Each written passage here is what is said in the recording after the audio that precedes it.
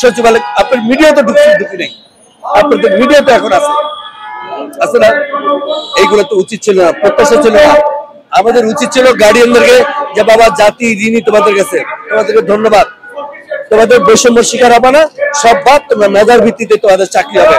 গেছেন কোটাল লিগা হয়ে গেছেন মন্ত্রী, যার কারণে আপনি দেখছেন এই যে ছাত্ররা শিক্ষকদেরকে 3-4 দিন আগে ঢাকা কলেজে আমার নারী শিক্ষককে এবং ছেলে শিক্ষককে পিটিয়েছে।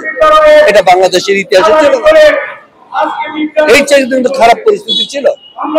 বাংলাদেশে কখনো শিক্ষকের গায়ে হাত দিবে এটা চিন্তা করার একটা অবস্থা ছিল, অকল্পনা। সুতরাং যেটা না হওয়ার সেটাই হয়েছে।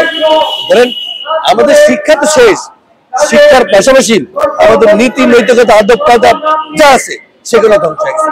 নীতি নৈতিকতা আদব কায়দা শিখতে কিন্তু মাস্টার ডিগ্রি লাগে না, পিএইচডি লাগে না, এমফিল লাগে না, এটা আমাদের প্রাথমিক শিক্ষা থেকে হয়, সেখানেও আমরা শেষ করি। সুতরাং যারা একদিন টাকা নিয়ে এই যে নিয়োগের বন্দোবস্ত করতেছে বাদ দিয়ে আল্লাহর দিকে তাকে হাজির না থেকে যাতে আমরা সঠিক পথে চলতে পারি, সেটাই আমাদের। এই জন্য আমরা ধন্যবাদ।